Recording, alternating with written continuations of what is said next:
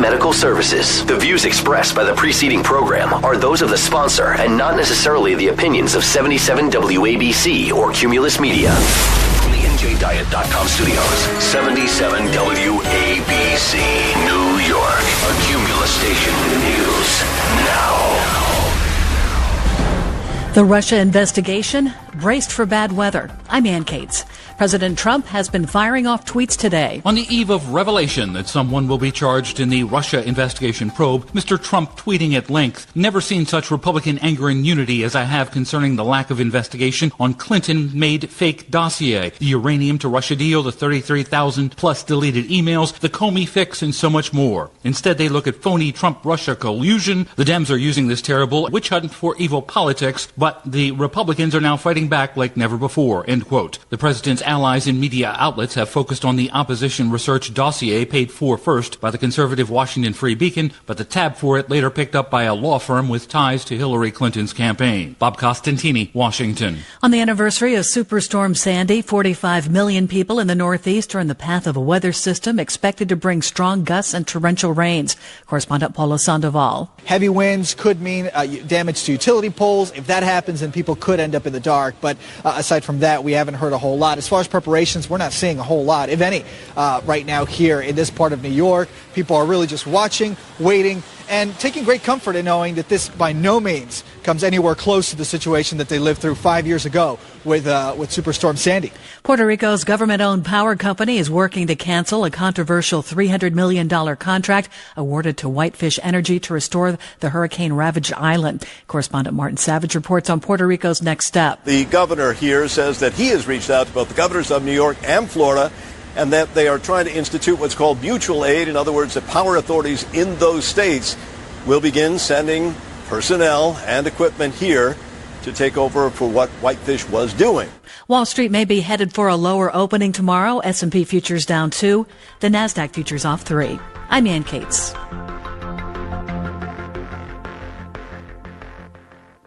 At our home, winter nights are complicated. Either I end up freezing, or I'm sweating. Hi, I'm Missy Tannen. And I'm Scott Tannen, founders of Boll & Branch, the world's most comfortable sheets. And now, we've created the world's first luxury flannel bedding, available for a limited time at bollandbranch.com. Try them risk-free for 30 nights. Go to bollandbranch.com today for $50 off your first set, plus free shipping with promo code SLEEP. Spelled B-O-L-L and branch.com. Promo code SLEEP.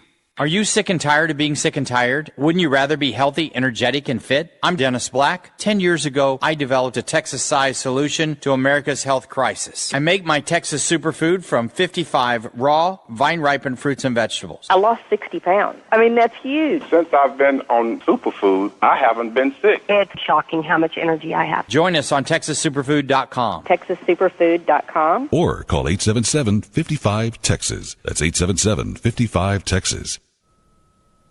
FAO Schwartz, shuttered 2 years ago, has opened 190 new pop-up toy stores. More than half of the FAO sections will roll out a nearly 6-foot-long piano mat so that shoppers can act just like Tom Hanks in the 1988 movie Big. FAO's New York store, which was known for its giant piano and large stuffed animals, was closed in 2015 by its owner at the time, Toys R Us. Last year, Toys R Us sold the FAO brand to consumer product maker 360 Group. The FAO shops will sell items like stuffed animals, train sets, and the piano mat, which costs about $130. I'm John Stolness. The cost of pre-cut Christmas trees is going up this year amid shortages from the top U.S. producers, Oregon and North Carolina. Wholesalers are estimating Christmas tree prices could go up by 10% this holiday season. The Great Recession drove many Christmas tree farmers out of business, plus demand is increasing. I'm Ann Cates.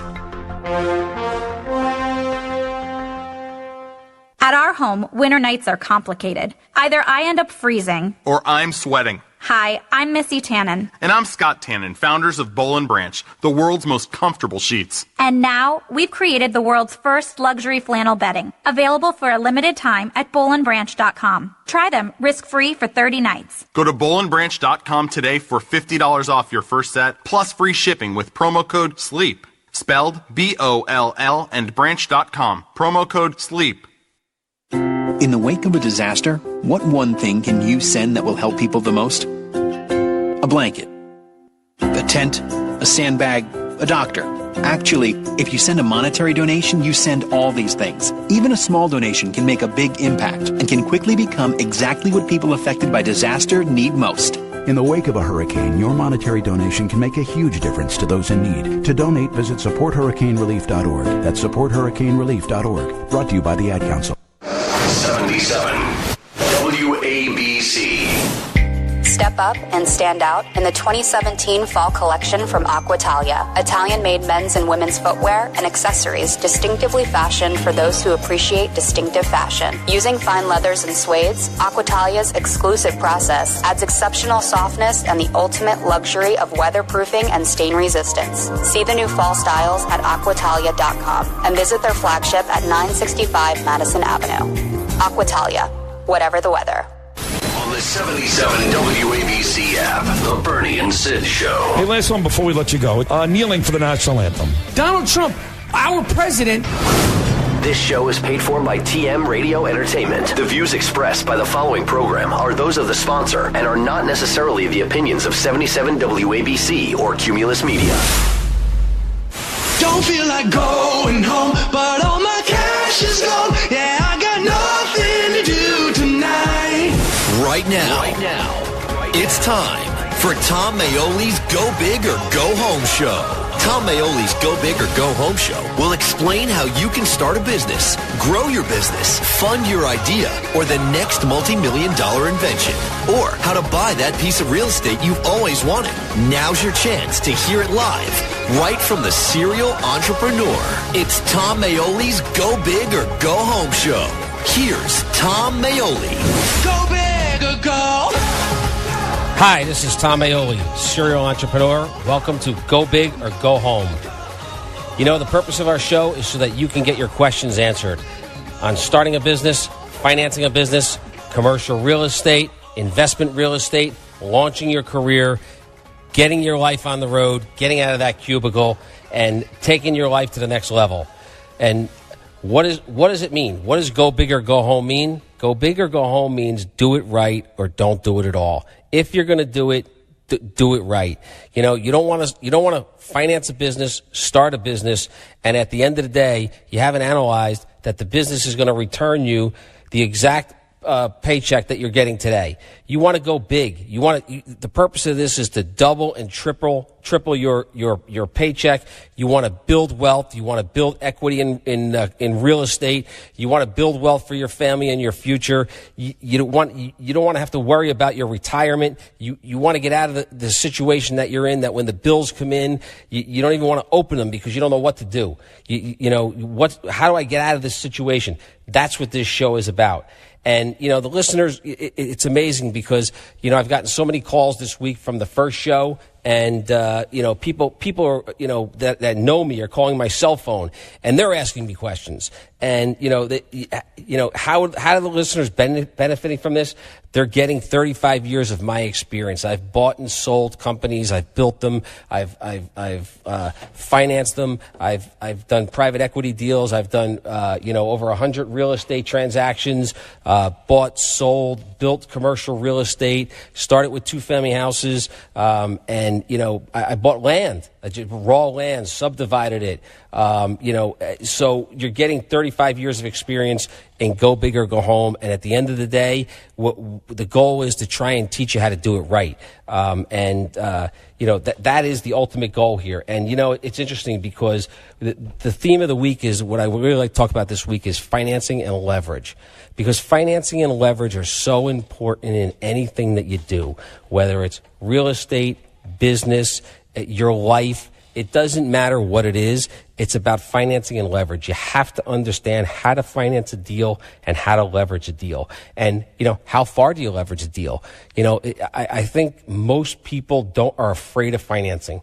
They're afraid of it. They think it's debt. And at the end of the day, it's not really debt. It's interesting. You know, I have, today again in the studio, I have my friend, Barry Farber, business genius. And, you know, Barry, it's amazing because people are afraid of financing. They look at it. They're like, I don't want to borrow money. I don't want to borrow money and put myself in debt to buy a business. But they're not looking at the return. You know, that they have to look at a piece of real estate. What are the rent rolls on the real estate? What if you buy a 2-family house and people are paying rent to you? Does the rent exceed the debt that you have to pay on a monthly basis? You know, and that's understanding how to finance it and how to leverage it. I think most people are afraid of that. Well, nobody's done it better than you. We have callers now. I can't wait to hear everybody's question answered. Okay, well let's go to Mark from Raleigh, North Carolina, and let's get the first call in. Yep, Mark. Yes, sir. How you doing? Good, sir. How are you? I'm doing great. How can I help you? What's your question? My question is, I run a small recycling company, and I am trying to get my salespeople to take the next step in their evolution. So they're pretty good at calling on accounts and things to that nature, but what I really need them to do is how I get them to buy into the go big or go home, upsell, call on higher level people, expand the relationships, things of that nature. Well, listen, it's an interesting question. It's I preface everything and I say things, and even in my daily business routine, I say it's easy. And people look at me like, well, what do you mean it's easy? I wouldn't be asking you if it was easy, but it really is easy, because when you look at it, and again, I said this last week, and I'll continue to say this, week after week, you got to flick the switch in your brain. You got to look at things differently. You got to peel back the onion, sit back and look at it differently. Is salespeople clearly are motivated by commissions and money. Right, so you have to look at the structure of what you're paying your salespeople, but then it's not just about money; it's about training. How do you break through that barrier? If you're sending emails out, or you're making cold calls to people, you got to change the strategy. When I started my first company, I had the same issue, and I said, how am I going to get to the decision maker? I have to find a way to get to the decision maker, right, in a company. And it's sell from the top down. It's not sell from the bottom up. It's sell from the top down. And I think you got to teach your salespeople that. And I think if you look at, what I used to do is I would get into the office at 8 o'clock in the morning. And at 8 o'clock in the morning, when you're starting to call into a company and you want to get someone on the phone, people are not expecting a sales call at 8 o'clock in the morning.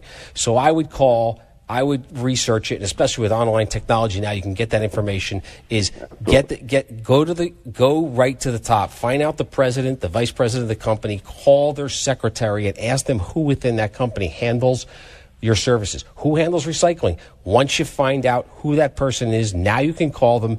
You can leverage, right? It's interesting because we're talking. The theme today is financing and leverage, but a different kind of leverage. Yep. But you can leverage in this situation. You can leverage the secretary's name. Go to that person, tell them you were recommended by the secretary.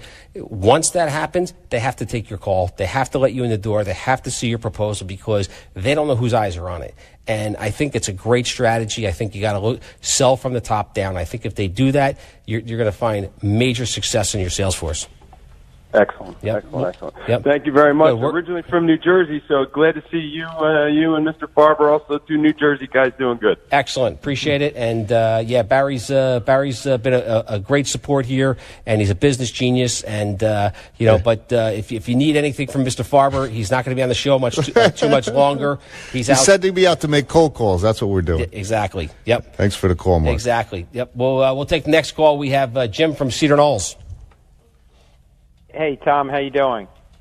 I'm doing great. How are you? Very good, very good. This is less of a business question, more of a personal real estate question, and that is, I'm 57 years old. I'm looking to downsize my house. I'm selling my house, and one thought is to maybe go into a rent a townhouse for a period of time. And then maybe purchase a house down the Jersey Shore. But what I've been told is that renting for any period of time is just kind of a waste of money. You're just kind of throwing the money out, even for a short term. What are your thoughts on that? Well, again, I'll say it again. Interesting question. Clearly, you're thinking in the right direction. Owning something, clearly, you're paying down the mortgage. You're building equity. But if it's a short-term solution, you have to look at how long it's going to be. If this is just a short-term solution, I think you have to look at the alternative, which is once you sell your home, you have that money in your hands, I would put that money into an investment that's going to return you some kind of return, which is going to offset the cost of your rental, and therefore it's really not costing you. So you have to look at the offset. I think people don't look at that offset. They just look like they're throwing money away, but now you're going to have income because the money that the equity that's in your house today is not being invested and having a return on your investment where when you sell the house, that'll happen. And, I think you're thinking properly, and I think you're in the right direction. Good. No, that's a good point. Thank you. Good, and I guess excellent. We'll take the next call. We got Frank from Livingston. Just curious, with regard to owner-occupied real estate, does it ever make sense when does it make sense to rent? When does it make sense to own? Who am I speaking with? Frank. Frank. Repeat that question. When does it make sense to own? When does it make sense to rent when it comes to owner-occupied businesses? Businesses or personal real estate? Business. Well, I think it's a matter of where you want to put your capital. If your business needs capital for growth and the return, and you believe that your business can grow by 2 or 3 or 4-fold, I'd use that capital to grow my business, and I would rent. But if you think that you don't need the capital because your business is cash flowing, and you can keep the business operating, then owning the real estate is always a great thing because you're paying rent, you're giving the money away, and you can be paying down the debt on it, and then ultimately down the road you can either sell the real estate or you can refinance and take your capital out. But I think I think it's really a decision of as to the cash flow of your business. Got it. Yep. All right. Fair enough. One other question: have you ever used cash value life insurance to finance any of your deals? I have never used it, but I clearly understand how to do it, and I think it makes a lot of sense. Obviously it depends on the equity that you have in that life insurance policy, but the rates are so low when you borrow against your whole life insurance, it's still building value. You still have the life insurance if something happens to you, so your family's protected. I think it's a great tool. I think it's a great vehicle, and I would definitely look at it. Great, thanks. Excellent. We're going to go to a break, and it's Go Big or Go Home. Tom Maoli, serial entrepreneur, and we'll talk to the callers are backing up, but we'll get them after the break. And we're back. I'm Tom Maoli, serial entrepreneur, and this is Go Big or Go Home. The phone lines are open. It's 1-800-844-WABC. That's 1-800-844-9222. I got in here this week and the phones were ringing off the hook, so I didn't get a chance to really talk about the theme of my show today. And the theme of the show, is very interesting. I wanted to talk about, leverage and financing a deal. Yeah, good. Let's hear what happened this week. Anything interesting that relates to that? Or? Well, yeah, I was going to talk about that. I am in the middle of a real estate deal. Mm-hmm. Surprise, right? I have 4 or 5 deals on the table as we're speaking, but I'm in the middle of a real estate deal. It's a commercial real estate deal in New Jersey. And I sat down with the bank, and I tell the story because I want the listeners to understand there's different ways to finance a deal. It's not just it's not the home mortgage that people think it is. Mm-hmm. When you get involved in commercial real estate and investment properties, there's different ways to finance the deal. And I went and I sat with the bank and I showed them the property and I showed them my projections and what I think the property could do and how much money I had to put into it. And, the first question they asked me, and, not new to me, clearly, because I've heard this before, but I'm telling the story because, again, I want the listeners to understand this, is, they asked me, do you want interest only or principal and interest on your loan? Mm-hmm. And, the average person would say, what are you talking about? Interest only? How am I ever going to pay this off? I heard that. Right? I mean, how are you going to ever pay it off? But, it's interesting because almost every property I own is interest only. Really? Yeah, because the reality of it is why pay principal down? All you're doing is giving money back to the bank, right? Mm-hmm. You own a home, You're making a principal and an interest payment. If you make that payment interest only, your cash flow is going to go up. You're going to have more money in your pocket, income in your pocket to pay your bills and live your lifestyle. And your principal is if you really took your principal, the money that you paid to the bank, and invested that, because you're borrowing that money at 4%. If you invested it in today's, look at the stock market. Right. The stock market's out the roof, right? If you invested it in the stock market, you invested it in a mutual fund or an annuity, you'd be making 7-8% on your money. That's double. That's double what you're actually making by paying the bank back. So, if you had some discipline and you really didn't need that money, you could take that money, put it aside. If I had the time, and obviously we won't have the time on the show, but if I charted that out for you and an analyst charted that out for you, you would actually make more money by investing that money than paying back the debt to the bank.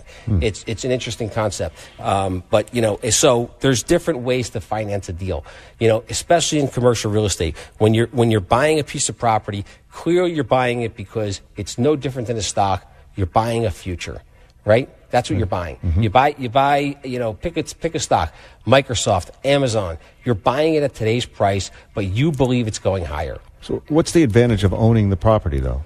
Like owning it mortgage debt-free? What? You mean owning it outright with no mortgage? Well, clearly you don't have the debt, you don't have the payment, right? And it's a fear factor, or it's a comfort level. It's a comfort level at a specific age. Obviously, when you reach a certain age and you're heading towards retirement, you want your properties paid, right? Because when it's time to retire, if we're talking about personal real estate or secondary homes, my opinion is you don't want to be in a position where you have that debt. You're going into retirement. You have to worry about, am I going to lose my house? Do I have to sell my house? Do I have to sell my shore home? So you pay it off, right? But while you're trying to build wealth and grow, it's leverage. If you're not paying down that principal and you have that cash flow can be used somewhere else. And especially when you get into commercial real estate or other investments with investment real estate, then I think it's the right thing to do to go interest only. And by the way, you can do that for a time period too. You don't have to do it for the entire length of the mortgage. You could do it for the first year or two because you want to turn the property around. So, lesson learned. There's different ways to finance a deal. So we're gonna we got callers coming in here. So we're gonna take Jason from Chicago. Go ahead, Jason. Hey, how's it going, guys? Doing great. How about you? Pretty good. I had 2 questions for you, if that's all right. Sure. Go ahead. What's your question, and what do you do, Jason? What kind of... I do environmental consulting. Okay. And I wanted to know what your thoughts on someone who's trying to get into a different career path but doesn't have experience in that career that he wants to pursue. And, when companies look for people with like master's degrees or something like that, how do you overcome or break through that kind of barrier, even though you have more passion and willpower to do what they do? Okay. So, question: you do environmental consulting. Do you own the company? You work for the company? No, just work. Okay. So you work for the company. You want to change your career path. You're worried about having the proper education or the proper paperwork. MBA, whatever you need, to have that. Clearly, that is a barrier to entry, right? So you got a barrier to entry in front of you. So if you don't have the proper education and you don't have the proper certifications, clearly you're not going to be able to change that career path. So that's something you have to look at. But, again, if I were looking at it, I were doing it, I look at it from an entrepreneur standpoint. I would say, okay, how am I going to start? What career path do you want to go into? I wanted to switch towards like sustainability or renewable energy. Okay. All right. So you're going to go into, you want to get out of that and you want to go into renewable energy. And clearly there's certifications involved in that, right? So what I would do is I would look at it as an entrepreneur and I would say, I'm going to get into this career. Clearly I can't work for a company because I don't have the right certifications, but maybe I'm going to start my own business and I'm going to hire the people with the certifications. And while I'm starting that business and I have the right people in place who have those certifications, who are going to allow me to change my career path, I'm going to go out and get the certifications. I'm going to go out and learn. I'm going to roll my sleeves up. I'm going to go to school at night. I'm going to do online courses, and I'm going to get those certifications, and I'm going to figure out how to do it. It's an interesting question. When I started in the automobile business, I started buying retail automobile stores, and the manufacturers will not approve you unless you have automobile experience. And I went into it, and I had no experience. I never owned an auto dealership in my life. When I sat in front of the manufacturers, they looked at me cross-eyed. They couldn't believe it. I mean, Barry knows the story, right? Yep, that's right, what fascinated about your background, what you did to get it. Yeah, and when I told them what I was going to do, I hired the right people who had the certifications, who had the experience, put them in place, and told them that I was going to go out and figure it out. And when I figured it all out, then I wouldn't need those people anymore. And when I can show you what I can do, then you'll understand that I can do probably more, as good, if not better, than the people who are running the dealerships today. And I did it. So again, I did it. I think that's the way I would handle your situation. I would clearly look at maybe consulting for a company and hiring the people that had those certifications, and then you got to roll your sleeves up and go out and figure out how you can get them, how fast you can get those certifications, and how fast you can build yourself a track record. Right. Yeah. Learn by doing. Absolutely. Yeah, that works. Yeah. I guess my second question was in terms of moving to a different location. Where's your stance on buying or renting? I know someone I think earlier mentioned something like that, but I want to know your thoughts on whether to rent an apartment and kind of just feed the money to that, or buy one and then have somebody else pay the mortgage for you as a rent month by month. Well, again, I think it's a matter of cash flow. It's all personal. You have to analyze your personal situation. You have to have goals. You have to set your goals down. It sounds like you want to change career paths, and then you're changing, locations at the same time. So you got a lot of things going on. But you have to figure out what your goals are. Clearly, if I were going to change my location and end my career path, I would not be buying. I would put the money towards rent right now. It's less risky. You're not locked in. If it doesn't work out or you don't like where it's going, you can hit the eject button and you can move on, and you can go back to where you came from. Maybe go back to the career you were in, but it's a safety net. I always tell the people that work for me, I said, when you go to the circus and the guys walk in the high wire, there's a net down there. You have to have a safety net. Right. And that's how I would look at it. Okay. Yeah, that makes sense. All right, we're going to go to the next caller. We have Dave from Jersey City. Hey, how's it going? I'm doing great. How about you, Dave? Doing well. I had a quick question. And I know there's a number of ways, and there's different approaches to financing a business. I want to see, with your expertise, what you would recommend the best way to finance your business would be. Well, are we talking about financing cash flow? Are we talking about financing buying the business? Through buying the business. Yeah. Okay, so you want to go out and you want to buy a business. Is it the first time you're doing it? Is it Yeah, this is the first time I'm doing it. Yep. Okay, so it's the first time you're going out. You want to finance a business, and you want to figure out how to do it. There's multiple ways to do it. Clearly, the first way is put your business plan together. You have to understand what the business is about. You have to believe in it. When you talk about it, it's got to come out like exactly what you're talking about, and you have to believe in it. Educate yourself on it, and then you march yourself down to a bank. Right? There's banks out there that'll finance businesses. There's banks out there that will finance. There's SBA loans. What are we talking? A large size business, a small size business? What are we talking? Yeah, it's kind of medium-sized business. Like I've heard, I got advice from a friend to potentially maybe tap into my 401k. I don't know if that's the right way to move. Maybe to crowd fund if that was an option as well. So I know there's like multiple options. It's like a medium-sized business. So I just want to see the best approach. Okay. Well, listen, tapping into your 401k is clearly not a bad thing, but I'd make that a last resort.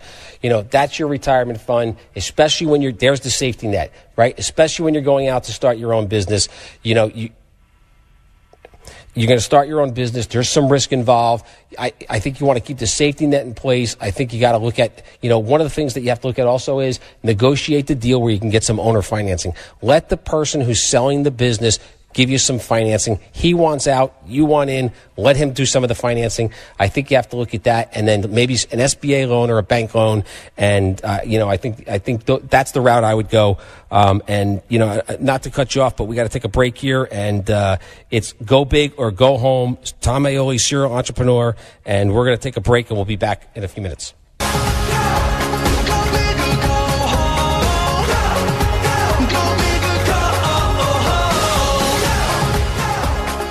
We're back. I'm Tom Maoli, serial entrepreneur, and it's go big or go home. The phone lines are open. 1-848-WABC. That's 1-848-9222. If you can't get through, go to tommaoli.net. All right, let's talk about Entrepreneur Magazine on the newsstands now. Your feature on page 28. Hold on. 1-800-848-9222. That's the number if you're calling in. Or go to tommaoli.net, TOMMAOLI.net.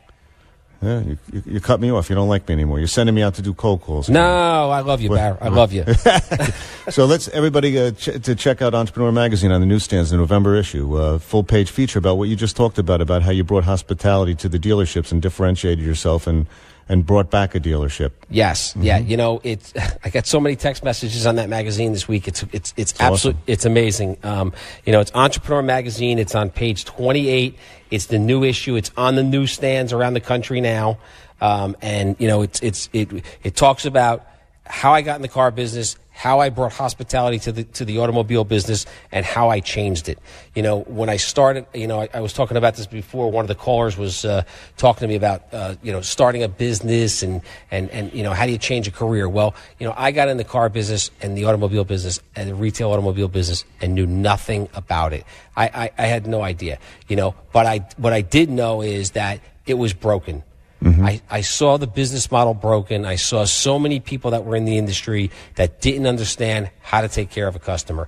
I love when people talk about customer service. Right. They don't deliver. They can talk, though. Well, they can talk about it, yeah. Mm-hmm. And they believe, especially in my business and what I do. And again, I'm in the retail automobile business. I'm in the real estate business. I do real estate development. I'm actually starting 2 other companies as we speak. So I'm in multiple businesses. I got a technology company that I'm starting. I have a retail coffee chain that's starting to roll out as we speak. That's exciting. Oh yeah, it's very exciting. Very, very exciting.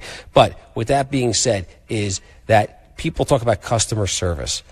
And in my business, I'll refer to the automobile business, they think customer service is somebody comes in and they want to have their oil changed. So you change the oil and you service the customer. That's not what it's about. No. Way beyond. Way beyond. It's about connection with the customer.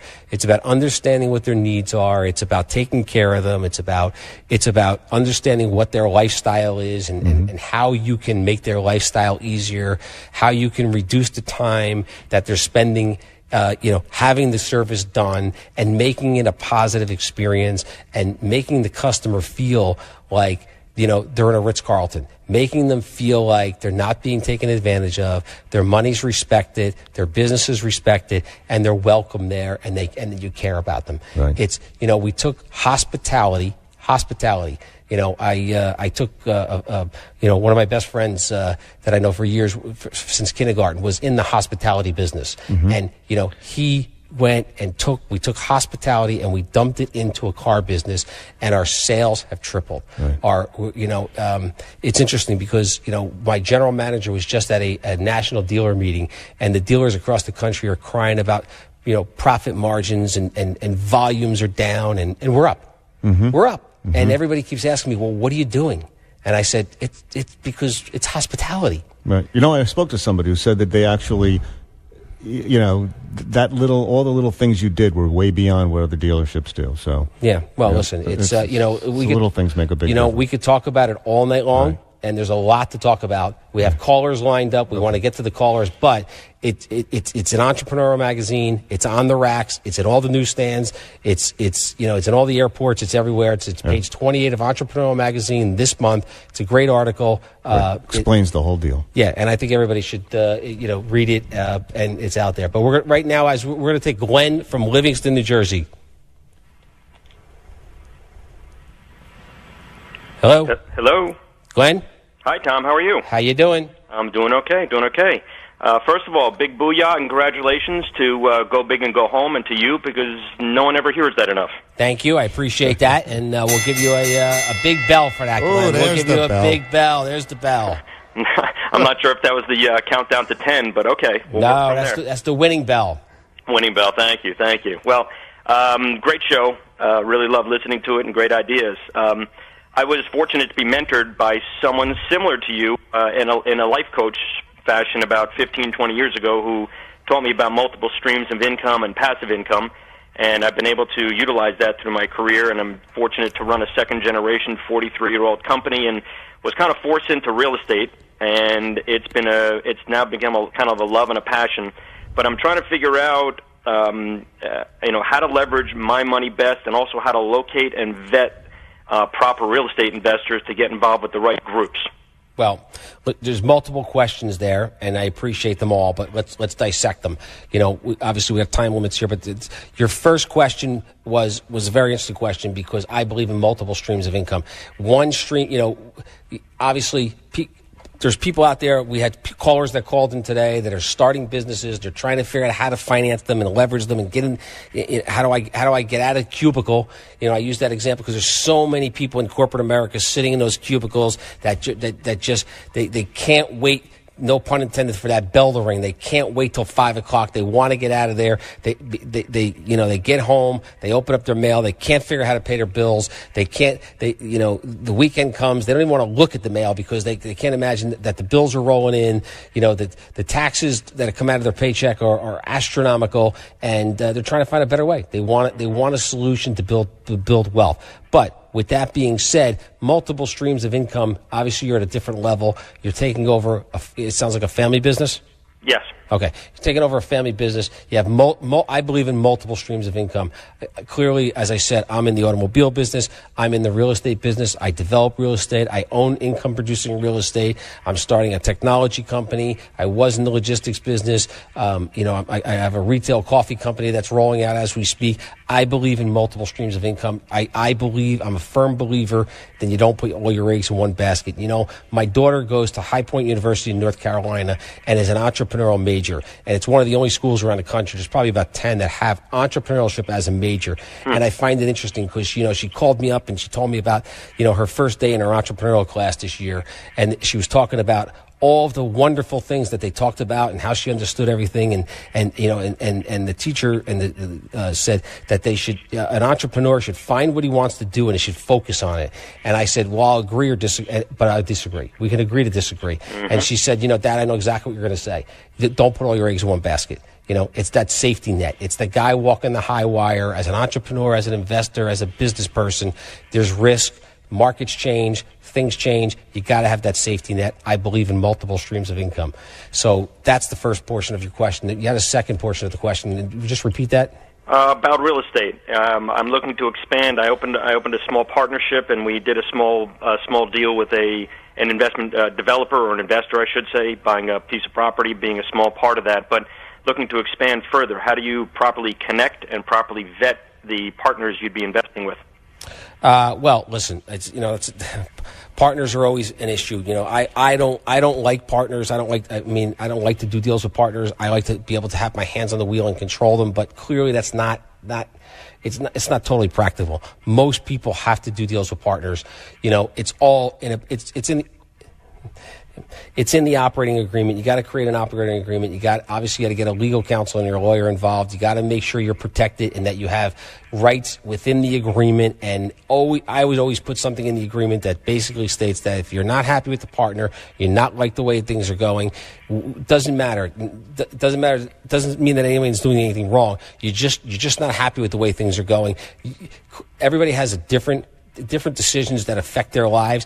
You're making decisions for your life. That partner's making decisions for their life, and maybe you're just on a different page. You want to be able to get out of the partnership. You either sell the property, you could put puts and calls in there where you can say, I want to buy you out, or you're going to buy me out, and there's provisions in there where you're protected legally, and that's the way I would go. But I definitely would do that. I would just not go off willy-nilly and get involved with a partner. It's got to be documented. You got to protect yourself because you got to have access to your money. You got to be able to get out of a deal. You know, if I had more time, and I'll talk about this on another show, but, you know, I always say that, you know, the back door is as important, if not more important than the front door. You can get into any deal you want to get into. Is how do you get out of it? How do you get out of the deal? Got it. Good. Very good. So appreciate the call. Thank you very much for calling. And we're going to take a break here.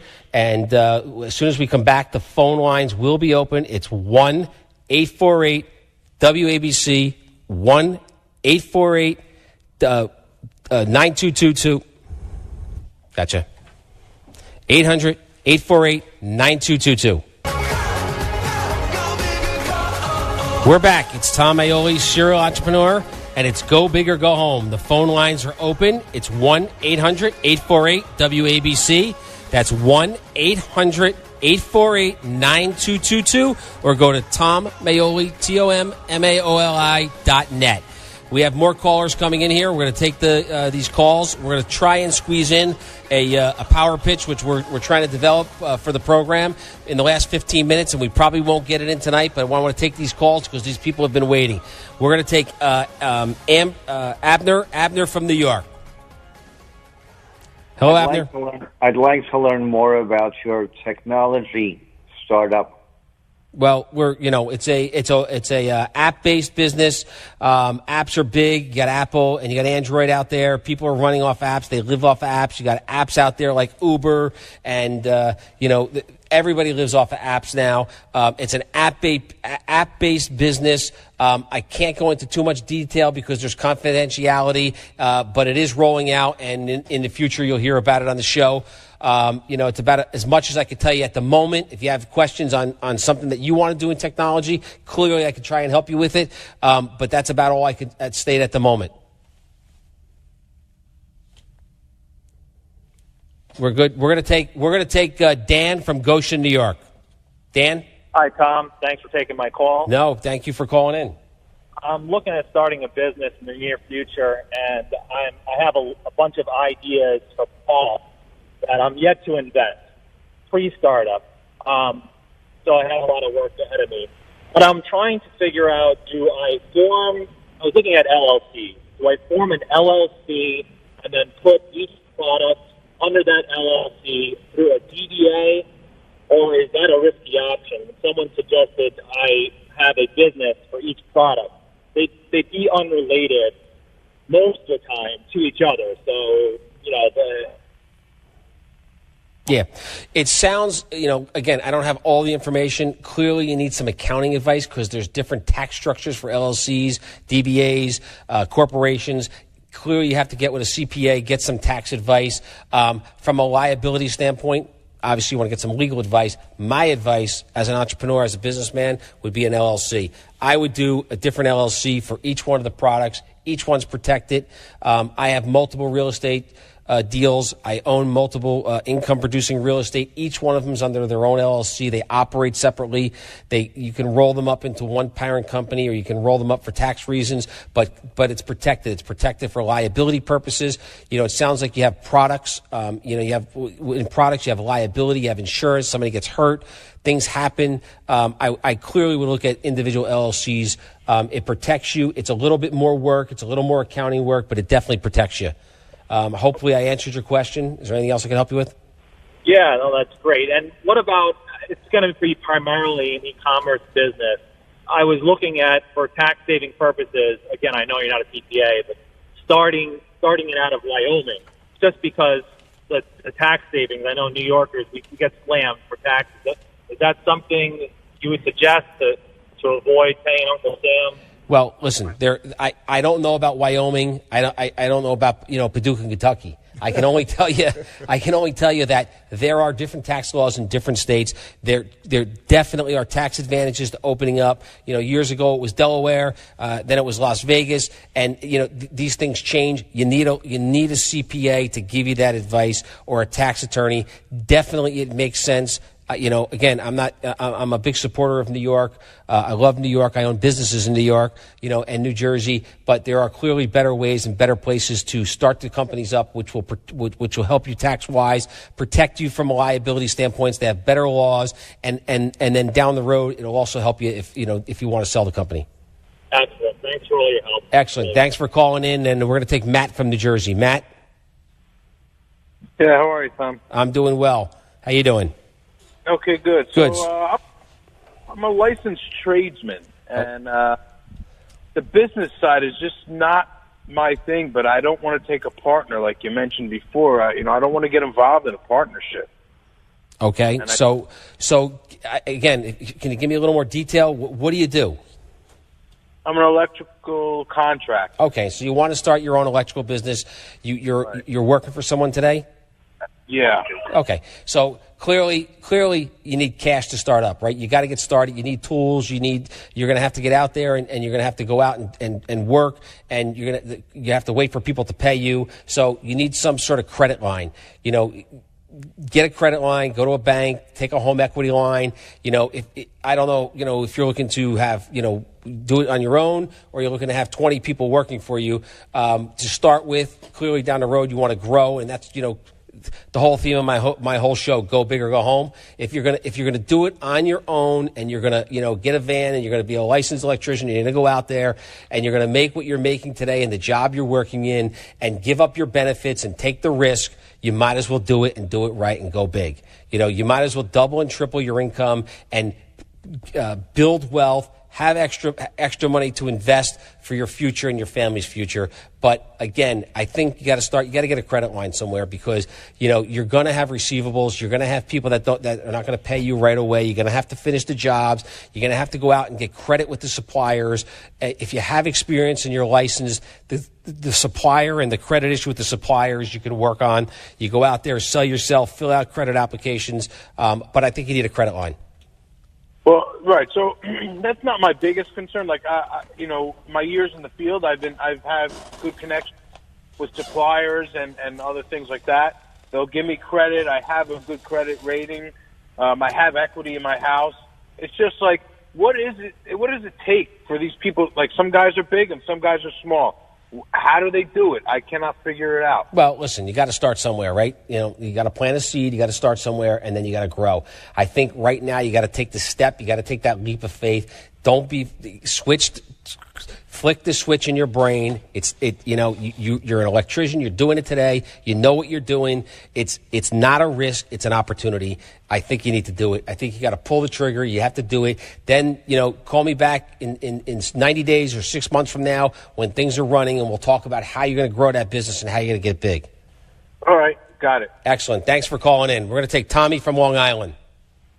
Hey, thanks for taking my call, Tom. Can you hear me? I can hear you. How you doing? Great. I'm good. Thank you. So I'll just try to keep this as brief as possible. A business opportunity kind of fell into my lap last Saturday, and I'm trying to figure out how to go about buying this business. But like you said in the beginning of your show, I'm kind of scared of financing. I've been doing my homework, though, the past about a week. I have a binder full of everything you could imagine. I've spoken to the SBA. I've spoken to some other agencies. I do have a meeting set up with the SBA, but I'm just trying to figure out what might be my best options other than what I've already found out. The owners of the current business, I'm friends with them. I've known them for a long time. I know it's profitable, and they're willing to even walk me through the business and stay on. But there's so many facets to this. Where do you think I should really start with, I guess, the financing end? Or, I don't have that many assets in my name, so I may need help, but I don't want to do that either. Well, we're going to run out of time here, but it would definitely SBA. Definitely, I would start there. I would definitely go to banks. Owner financing is huge. Try and get those owners to finance some of that business, and you'll pay them back as you earn it. If they believe in that business and the way that they're trying to sell to you that business, if they believe in it, then they should do some owner financing, because the business is there. That's what I would look at. That's where I would start.